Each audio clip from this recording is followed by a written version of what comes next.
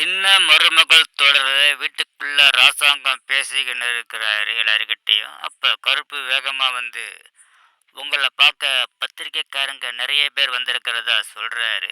ராசாங்கத்துக்கு ஒரே குழப்பம். கட்சியில எந்த தகவலும் இல்லை. எதுக்காக பத்திரிகைக்காரர் வந்திருக்கிறாங்கன்னு தெரியாம குழப்பத்தோடு போறாரு. அங்க இருக்கிற பத்திரிகைக்காரங்கிட்ட என் பையன் நல்லபடியா திரும்பி வந்ததுக்காக பேட்டி எடுக்க வந்திருக்கிறீங்கன்னு நினைக்கிறேன்.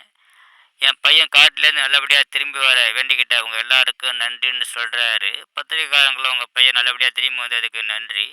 ஆனால் நாங்கள் வந்த விஷயம் அது கிடையாது. நடந்து முடிந்த 12ஆம் வகுப்பு பொதுத் தேர்வில் முதல் மாணவியாக அவங்க மருமக தமிழ்ச்செல்வி பாஸ் ஆகிருக்கிறாங்க. அதுவும் அவங்க 600க்கு 600 மதிப்பெண் எடுத்துக்கிறதா சொல்கிறாரு. பத்திரிக்கைக்காரங்க சொல்கிறாங்க. ராசாங்கம் அதிர்ச்சியாக ஆகிறாரு. தமிழ் எப்போ படித்தா பாஸ் ஆனால் இப்போ எப்போ எக்ஸாம் எழுத போனான்ற ஒரு குழப்பத்தில் இருக்கிறாரு. பிறகு எதுவும் சொல்ல முடியாமல் சிரிச்சுக்கிட்டே நிற்கிறாரு. தமிழ்ச்செல்வியை பேட்டி எடுக்கிறாங்க. நீங்கள் எப்படி பாஸ் ஆனீங்க, நல்லா எழுதுனீங்க, எல்லோரும் எந்த அளவுக்கு உங்களை ஊக்குவிச்சாங்கன்னு கேட்குறாங்க. எல்லோரும் ஊக்குவிச்சதா சொல்கிறாங்க. பள்ளி எச்எம் எங்களுக்கு ஊக்குவிச்சதா சொல்கிறாங்க. அதற்கு தான் வீட்டில் யார் ஹெல்ப் பண்ணதா கேட்குறாங்க.